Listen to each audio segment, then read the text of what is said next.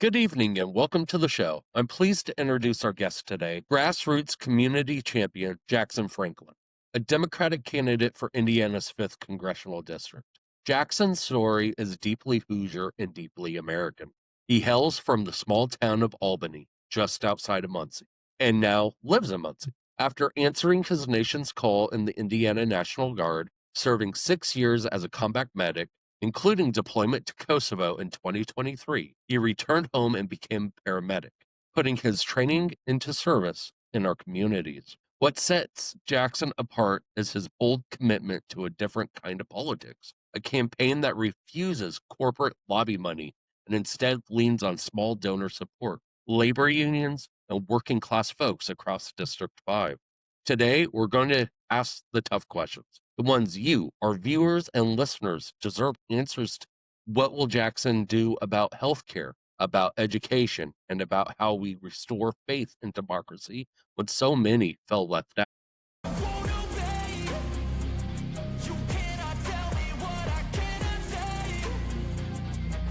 All right, Jackson, welcome to the show. Let's talk about Hoosier values, major reform, and whether Congress is ready for someone who wants to fight for all of us instead of the few. Now that we've gotten a sense of who you are, what shaped you, and why you believe the 5th District deserves a different kind of representation, it's time to dig into the substance. My audience doesn't want rehearsed talking points. They want clarity, honesty, and concrete plans that affect their daily lives. So let's get into some questions that matter to Hoosiers across Carmel, Muncie, Anderson, Marion, Noblesville, and every rural stretch in between. Jackson, let's start here. You've talked openly about coming from working class roots in Albany and serving as a combat medic in the Indiana National Guard. What was the moment that pushed you from public service into running for Congress in District 5?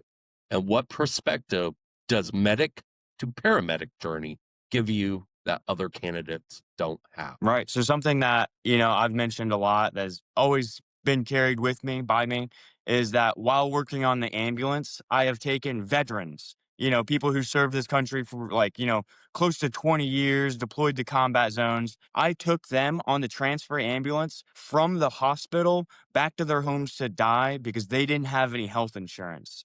They didn't want to put the medical debt on their families. They know their families wouldn't be able to pay that. Medical bankruptcy is the number one form of bankruptcy anywhere in this country. So obviously, I look to these people as heroes. As a soldier in the Army National Guard currently, these people have already risked their lives for the people that they cared about. And there they were yet again, knowingly forfeiting their lives for the sake of the ones that they cared about and the ones that they loved. So that's something, that happened a few years ago that is, I've been carrying, and something that is just show everyone has a disastrous healthcare story. Everyone has problems with the current healthcare system that prioritizes the profits of billionaires over the lives of us working class people. We live in a system where more than 70,000, I'll say again, more than 70,000 people die every year due to lack of health insurance. We are, out of all the developed nations in the world, which there are 33, we are the only one that does not guarantee healthcare to every single person as a human right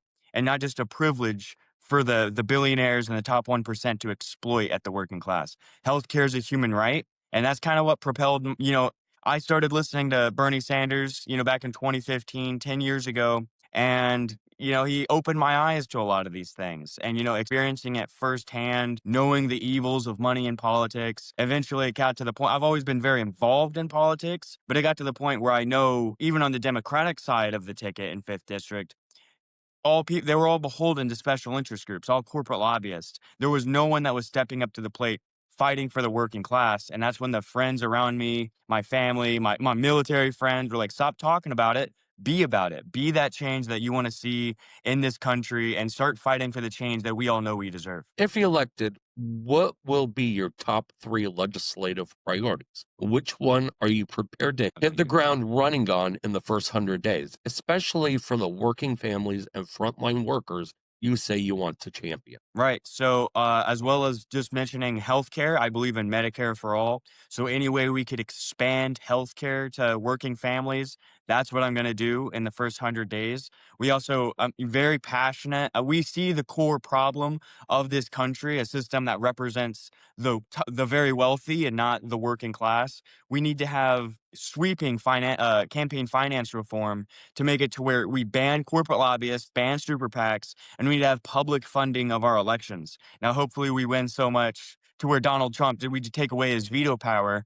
So though it might not be like that. So we just need to prepare to fight this fight that needs to be, that is ahead of us, as well as, restoring women's rights and legalizing cannabis. So we need to fight. These things are incredibly popular. Legalizing cannabis pulls at 87%, according to Ball State. I'm in Muncie, so chirp chirp. Ball State studies show that 87% of Hoosiers want to legalize cannabis in one form or another. We are surrounded by states. Even Kentucky has it legalized medically, and that's tax revenue that is getting, they're benefiting from that. In Indiana, I'm running for U.S. Federal position, so the whole country could be generating more money, and we could have with that money, with millions and billions of dollars that could generate over time. We could have programs like universal daycare, universal school meals for all of our children. We could tackle the houselessness crisis. Take care of our vets and many other progressive policies. And so those are some of the top issues that that I'm fighting for and that I will fight for in the first 100 days. District 5 ranges from affluent suburbs like Carmel to college towns like Muncie to rural communities stretching into Madison and Grant counties. How do you plan to bridge those vastly different needs, make sure no part of the district feels ignored? Great question. So the same problems that are being dealt with Carmel are the same in Anderson and Muncie and Kokomo. People, by and large, generally speaking, because people are worried about their health care. People are worried about good paying jobs. They're worried about teachers' pay. They're, in Anderson and Muncie and all these other areas, there are many houseless people, many houseless veterans, people that, I've possibly served with that are going without. And that's not on them. It's on a society that is not picking up the slack to take care of the people. I say judge the country based off the lowest amongst us, as many lessons have taught us. So we need to make sure we take care of the people across the district, and, Hamilton County is, pointed out by many as the most wealthy county in Indiana. If Elon Musk hopped in this phone call, then this would be the wealthiest phone call basically on the planet. But that doesn't mean that there's not working class people here. There's still working class people all across this district, by and large, struggling with the same root causes, and that this campaign aims to tackle. And we are a voice for the working class, not the ruling class. That's why we're going to get, large momentum going into the 2026 election. Representative Victoria Spartz currently holds the seat. From your perspective, what would you do differently on day one? And how will you measure success in a way that voters can actually hold you accountable to? Right. So what separates me from Victoria Spartz is that I'm a grassroots campaign. She is beholden to special interest groups, corporate lobby groups, and foreign special interest groups like APAC. So we have vowed never to have any corporate lobbyists. We don't want any super PACs. We definitely don't want any APAC money. We are fighting for the working class, and that's the largest rift between us, where she is herself a millionaire. I myself am a member of the working class. And, we are both fighting for the class that we belong in. So to her credit, she is fighting the class war on her side, and I am fighting on the class war on our side.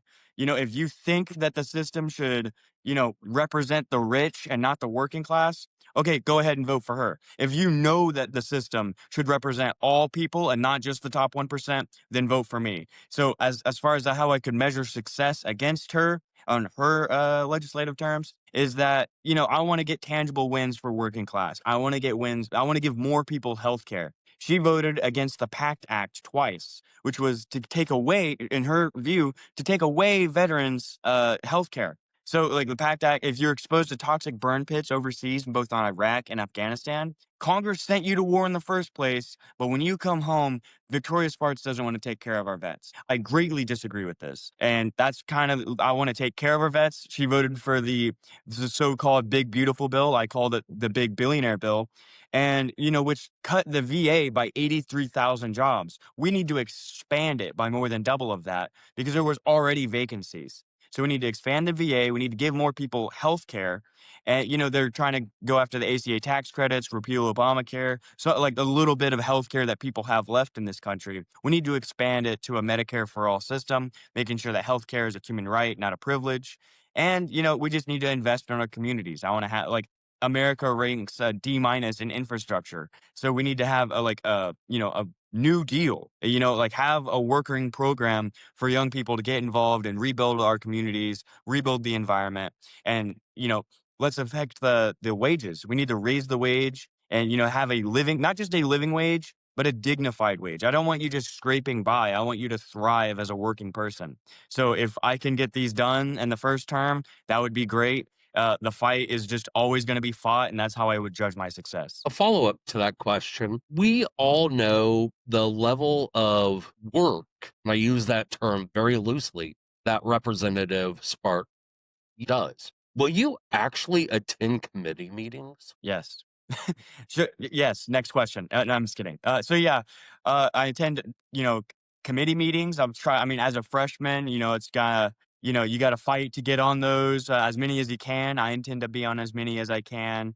And also she doesn't even, she had two town halls and they went disastrously for her. So she said never again, basically. I intend to at least have monthly town halls, like come back from DC, because by the end of the day, we work for the people. So many times it's, our politicians, when they do come back, they tell us what DC wants. Oh, Donald Trump said to redistrict, Vice President Vance, they want to redistrict. So, like, this is what they're telling us. It should work the other way around. We should send a representative to Congress and they tell DC what we of the 5th District, what we of Indiana want, and that they should represent the working class, not just DC outsiders and corporate lobbyists. So that's what the differences are between me and her. You've emphasized working class economics, small donor politics, and raising standards for everyday Hoosiers. What specific economic policies, wages, housing, taxation, or otherwise, would you advance to relieve the pressure families across Indiana 5 are feeling? Great question. So I'm in favor of a $25 minimum wage. May seem a lot. You remember Fight for 15? What happened to that? That was 10 years ago. Wasn't Bernie Sanders saying fight for 15? Inflation has gotten so bad and the wealth inequality has gotten so bad. And this fight has been going on for so long that it's gone up to that level. Hey, the fight for 15 is now, it's just moved. It's the same fight for the same, the dollar power. It's just, yeah, that's where this current state of our dollar is, as well as I am in favor of a universal basic income check. And we could, debate where that should be. As long as we get something, I'd be happy with, at least above $1,000 monthly for every American adult, so that they could afford to, get groceries and afford to get and eventually, have just stuff for yourself. People, when the stimulus checks happened during COVID, people didn't go out and buy, a Lamborghini or getting more luxury products. People, by and large, according to all the data, got the necessities. They paid their lights. They got, they bought groceries. They bought diapers. They got like the basic the necessities to take care of their family. So that's why, and Alaska, the socialist utopia of Alaska already has universal basic income. So that we just need to nationalize that program. MLK was a huge fighter on this issue. And, we just need to continue that fight as well as, so minimum wage, UBI, we need to have price controls to where, I mentioned inflation, most of the prices that are going up, especially, notably under Biden, I believe 85% of the price going up was just due to corporations knowing that you had no other option. So, and that's not capitalism. That's monopoly. That's not, competition. If everyone in the whole industry agrees to lift prices up and then they just take money from us, and no wonder we're about to have our first trillionaire. They're stealing our wages, stealing our money to all funnel it to the top 1%. Trickle down economics, it doesn't work. If they have all the money and we're suffering, the wealth inequality now is worse than at any point in American history. And, it's also wider than before the French Revolution. But we have a smartphone. We have indoor plumbing. We have heating. We have all these amenities to distract us from the parasites at the top. The only dangerous minority in this group, contrary to what Donald Trump and the Republicans may say, is the top 1%. They're the people who break down our unions. They send our jobs overseas and they bribe our politicians. It's time we organize as a working class movement and decide to fight back in that class war. So that's the kind of campaign we're trying to be, the larger national movement that we're a part of. And we're trying to get people that will place people over profits. As a former combat medic and current paramedic, you've seen healthcare up close. What is your plan to bring down cost, expand access, and address the mental health crisis affecting both suburban families and rural communities within your district? Yeah, so I'm actually still a combat medic in an Indiana Army National Guard, but the healthcare plan, I side with Bernie Sanders' healthcare plan about Medicare for all, and that's a 4-year plan. So first year, right now it's 65 and up, and it doesn't include right now it currently does not include eyesight, hearing, and dental. So we need to expand those programs to include those things. And then in the first year, lower it down 10 years to go down to 55 and also 18 and lower. So, and the next year, year two, lower it down 10. So, it goes 55 and then to 45 and then to the point where everyone's included. And then, it's cheaper.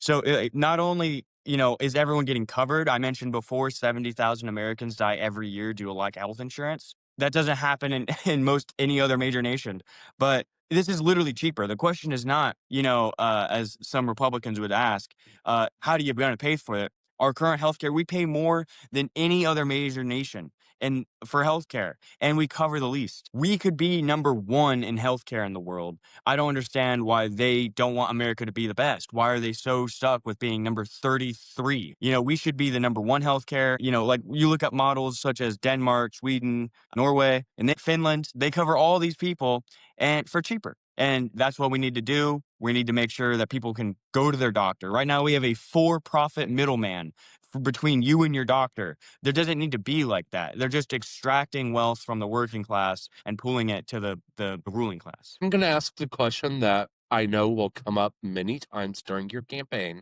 How will you pay for that? Right. So as I mentioned before, it's cheaper. So we cannot afford to keep paying for the current system. So, and as well as many other programs, I'm going to say it, tax the rich. They have all the money. Elon Musk is about to be the world's first trillionaire as of this month. And if you just take him and the bottom 52% of income earners in the whole country, they have the same amount of wealth. One man has just about as much wealth as the bottom 52% of income earners in this country. He didn't work harder to get that level of wealth. He stole it. He extracted that wealth from the working class. He exploited his workers. He sent jobs overseas. He cut backroom deals with politicians. He's getting government subsidies from Donald Trump to pay him out millions and millions and billions of dollars, all across, for as long as we can remember, as long as Trump has been in there, he's been doing backroom deals with other billionaires. And now, and the top 1% collectively, they have more wealth than the bottom 93% of income earners. We live in a society where CEOs make more than 200 times their average worker. And that's including their staff. That's their average. It's not the lowest level paid position. It's the average. So it should actually be higher than that. For if you look at the lower levels, the wealthy in this country that bribe our politicians make these backroom deals. They have all the money. So the way we're going to pay for that is by taxing the rich. I'll just list one policy example. If we want to eliminate student debt in this country, all we have to do is have a 0.05% tax on insider Wall Street trades. That's the trades they make between each other every year. And we would raise more money than in a year than the whole student debt. So within a year, we could wipe out the student debt. And then all the rest of the proceeds, like year 2, year 3, and so forth, we can just have college for all public colleges just be public. Now you still have to, send in your resume and they have to approve you. But how many Einsteins are we losing out because they were too poor to afford college? Like me, I joined the military and I got my college, but not everybody wants to do that. Not everybody is able to do that. So we need to have a system, education, as FDR once said, education is the first building block of a healthy democracy. And right now, our current regime is taking away democracy. They're defunding public education, moving it to the private sector. They're trying to propagandize the next generations. What we need to do is fully invest, make fully public these institutions, and we need to make sure we have a system that represents all of us, not just the private education group. So yeah, we need to tax the rich. They have all the money. They have basically all the money. So that's how we're going to pay for it. Rural parts of the 5th District often lag behind on broadband, transportation, and emergency services. Which infrastructure gaps concern you most, and how would you secure federal funding to modernize them? Right. So we need to have a new deal in this country. In the New Deal, there was a group called the CCC, which employed young people to rebuild, well, not just our national parks, but our roads, our energy system. We need to bring that back. In the time when automation is taking many jobs, we need to have a system that guarantees employment, for those that seek it, and pay good wages. And also, of course, fix our roads all across this country. Our roads, our bridges are falling apart, and we need to rebuild our infrastructure, and as well as broadband, we need to have universal broadband. I don't think people should go without, like, information is so key to a democracy. If we want to be the democracy that this country was, founded to be one day, we need to have information, access. We need to have access to the data. Everyone should have equal access to that. So, and that's what the internet. The internet is, a plethora of information. We need to make sure that people, no matter where you are in this country, you should have access to good education, healthcare, and good roads. So yeah, we need to have these programs, and it's an investment into our communities. It's an investment to make sure that we have a future that is working for all of us. And to top it off, when you combine education and the internet, because so many schools are moving to a tablet based system rather than the actual books, homework, you have to be on the internet. And you hear stories all the time of kids having to park at a McDonald's parking lot Yeah. just to do their homework. I believe Cleveland, Ohio sends out their school buses every night with Wi-Fi just so their students can do their homework. Given your service background and people first message, how do you approach U.S. immigration and border policy? What balance should be struck between security, legal pathways, and basic humanitarian obligations? Great question. So yeah, that's on a lot of people's minds right now. I'd say we need a humane, modern immigration system. As long as we can remember, we've had a racist immigration system where people from there's a certain number amount of immigrants from each country, and it so happens to go on ethnic, like, skin color basis. We allow in much more, like, the cap is way higher for, like, European nations seen as more white than, like, Latin American nations seen, like places like Mexico. So we need to make a fair system. And that never made sense to me, why we have, oh, well, we're going to accept a lot of Germans, but, like, hey, Costa Rica, let's cut it out with that. So we need to have, provide a pathway to citizenship. I think that line is, for most people, I'll say, could they have a history of violence?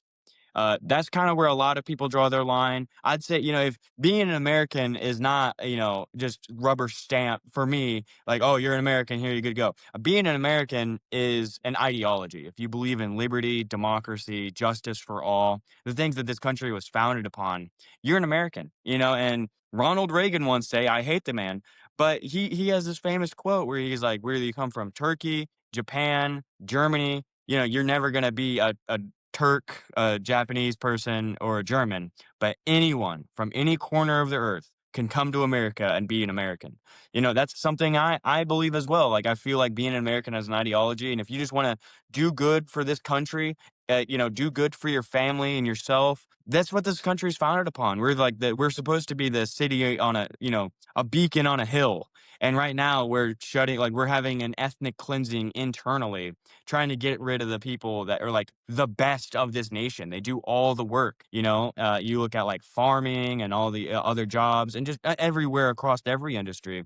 But right now we're getting rid of the talent. We're getting rid of, like, the nicest people. They commit they commit crimes at a much less rate than people who are actually born here. So like there's so much propaganda out there bashing, slamming immigrants, but we need to make sure we have a country that welcomes all, like within reason. We need to have, basic standards and not racist standards. So yeah, we need to stand on that and make sure people that want to be here and want to live better lives and invest in this country, they should come. And yeah. What is your stance on reproductive rights and abortion access? And how do you talk about this issue in a way that respects the diverse and divided communities throughout Indiana? Yeah, so the way I would phrase it is I believe in freedom. If a woman can, I believe that a woman can should control their own body. There shouldn't be a politician in the room waiting for them. So, if you don't want an abortion, don't get one. So like, it's a freedom thing. I'm not going to apologize for, wanting equal rights for women. Uh, I just think that, no exceptions. There should be, women should control their own bodies. People have fought and died for this fight, to have equal rights and to have, productive rights cut off. It doesn't actually limit. So this is actually another argument I would say to my more conservative friends would be that if you want to limit like abortion access, reproductive access, it's not going to go down by banning it. It just, you make it less safe. So if you're so pro-life, then actually you want reproductive rights for women, because if all you care about is, hey, let's have as, the life aspect. Well, how many mothers are dead because they did it themselves or sought some, back alley treatment, third party treatment, and they don't have access to a good doctor, where there's a sterile environment with an expert. So if you care for life, you are for women's choice. So that's kind of how I would say that. It's a freedom aspect. And it's like, hey, by the end of the day, this saves lives because it's not like mothers dying due to sepsis and infection and bleeding out, trying to carry out their own abortions. So yeah, we need to stand up for women's rights. You're running on a clean money, no corporate PAC platform. What systems will you put in place to stay accountable to the people of Indiana's fifth once in office? Right. So we will never take any corporate lobby money. We don't want any super PAC money. We're never going to take any foreign lobby money. We're going to stay grassroots for forever. I am, in that sense, incorruptible, and I will just only listen to the people. So if you see a lot of ads, that means that, hey, there's a lot of people donating to this campaign, to this, congressperson. If you don't see, if you don't see as many, they're like, oh, well, he must have said something unpopular. That's the nature of a grassroots campaign. We have to be beholden to the people. If we want to get reelected, we have to be out in the community. You have to be popular in a democracy. Can you imagine that? There's so many politicians that they move to DC and you never see them again. Like the senator from Maine, uh, she has just like never had a town hall in like 30 years or something like that. It just because she takes a lot of corporate money. Like you just slam her face on every billboard, every ad. We're not like that. We are going to be people first. We're going to be people oriented, fighting for the working class. And, that's what I can say. We're grassroots all the way. We're going to have monthly town halls. We want to listen to, I don't have any stocks. I will never have any stocks. I'm not going to, you know, there's so many politicians I could name for doing this. Donald Trump, notably, obviously, uh, putting out a bill like investing in, I don't know, like Raytheon, and then putting a bill like, oh, let's do a $1 billion deal with Raytheon and Boeing, and then they see their stocks go up and they pull the rug out from the stock market and they run out like bandits. So no, I will never have any stocks. I'm beholden to you, the people. Yeah. So that's how I'm gonna always listen to you, and like your voice truly matters. And I'm not just bent in my positions. Like I will listen to feedback. I want the data, I want the information, I want your thoughts. That's how grassroots campaigns work. Because without your support to me, then you're gonna see us plummet as a campaign, and as come time to reelection, hopefully sometime. Uh, yeah, we have to be on the side of the people. Politics is deeply polarized, even within counties in your district. How do you promote civil dialogue and bipartisan cooperation? Where are the lines you will not cross when it comes to your core principles? Right. So, that's the thing about this campaign being so populist in its nature is that we are already crossing the lines of like the partisan divides. Because, when Yeah, I talked to some Republican voters in my area. They're like, "Oh, these corrupt Democrats, they just take money from special lobbyist groups and all this," right? They don't all sound like that. That was a stereotype. But they're like they're starting to sound like a lot like me, starting to sound like a lot like you. So when I say that, and I'm like, yeah, people on both sides of the aisle are corrupted by special interest groups. They're like, I like what this fella's saying. And I'm saying, 70% of Americans want Medicare for all. That crosses party lines. When I say, hey, we could expand your Medicare. You don't have to pay so much for healthcare every single month. They're like, oh, okay. Well, yeah, I'll support that. That makes sense to me. If every other nation has one version or another of that system, then yeah, of course I'd support it. I love Medicare. My grandma's on Medicare. My mom, me, whoever. They have good experiences with Medicare, by and large. I think it should be expanded. I think people's complaints come from that it's not big enough. Uh, but yeah, we focused on that message of like it's us versus them in that sense that it's the bottom 99% versus that top 1%. And that's the rhetoric that is going to unite people. It's going to get energized. I'd say the biggest enemy in this race and across many races across the state, it's not Republican versus Democrat. It's us versus the couch. If we could get people motivated to go out to vote, because Indiana ranks 50th out of voter turnout.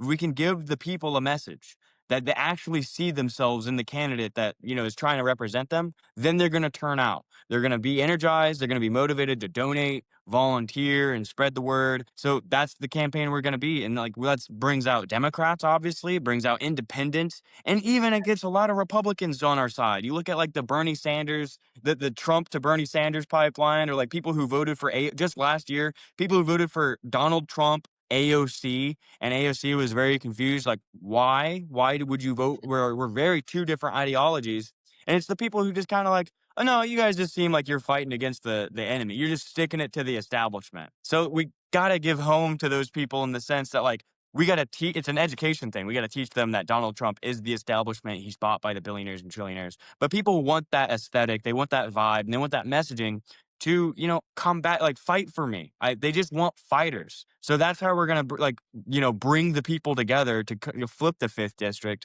is having that populist message that unites people. In your view, what is the single biggest challenge facing the 5th district right now?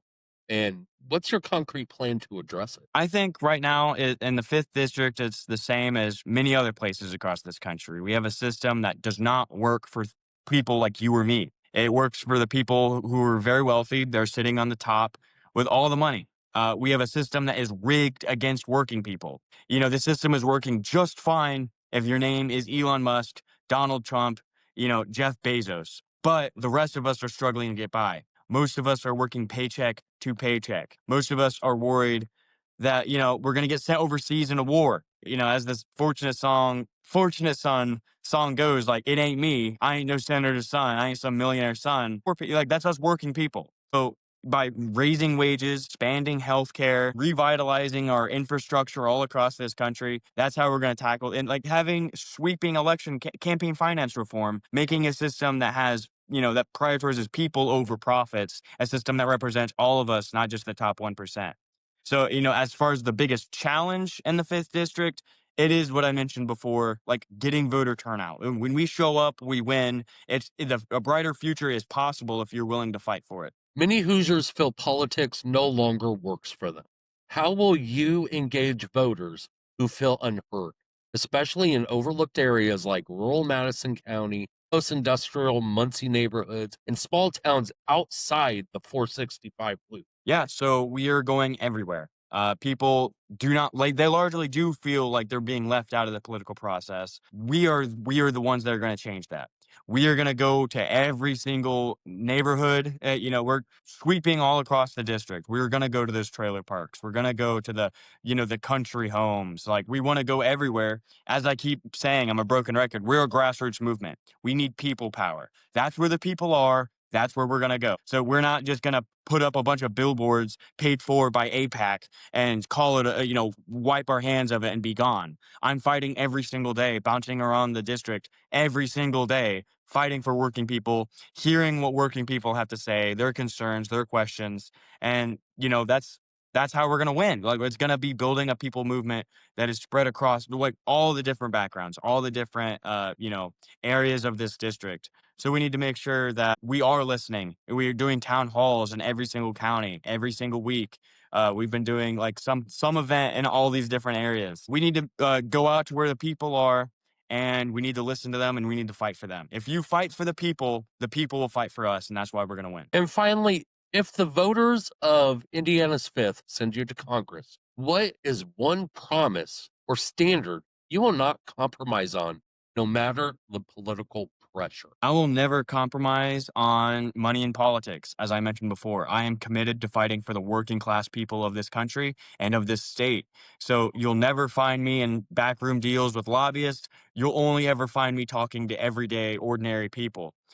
We will be unapologetic in our fight against the real enemy. You know, the fascist and the oligarchs and the corrupt system that binds them together. We have our eyes. We're not looking left and right. We're looking up at the real owners of the problem of most of the core of the issues.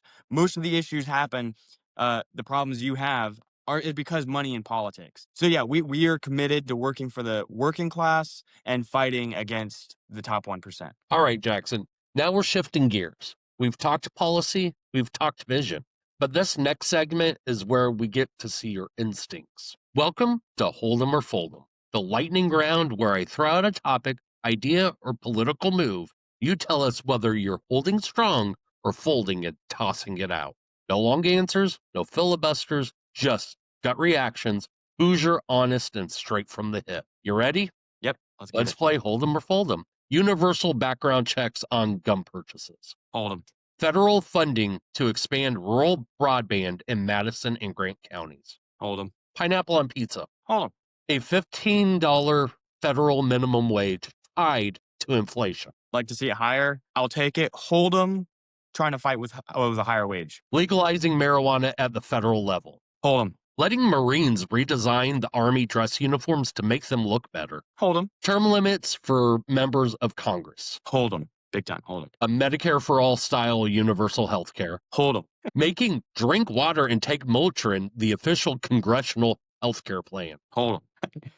Expanding VA funding specifically for mental health for post 9/11 and post GWAT vets. Hold them.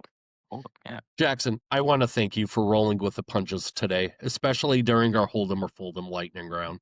Not everyone steps into that arena willingly, and even fewer come out smiling. You handled it like a good sport, and more importantly, like someone who actually listens, thinks, and responds with honesty instead of rehearsed talking points. That's something folks in the 5th District deserve a lot more of: authenticity. Whether we agreed on every answer or not, you showed up with conviction, a sense of humor, and a real willingness to be transparent about where you stand. And that matters. For the voters watching, this is what accountability looks like. Not perfection, not polish, but someone sitting across from you, answering straight and letting the chips fall where they fall. That's how democracy should work. Jackson, thank you again for joining me, for taking the tough questions, for surviving the lightning round, and for giving the people of Indiana's 5th District a clear look at the kind of representative you aim to be. And to everyone out there, stay engaged, stay curious, and remember, democracy only works when we hold them accountable.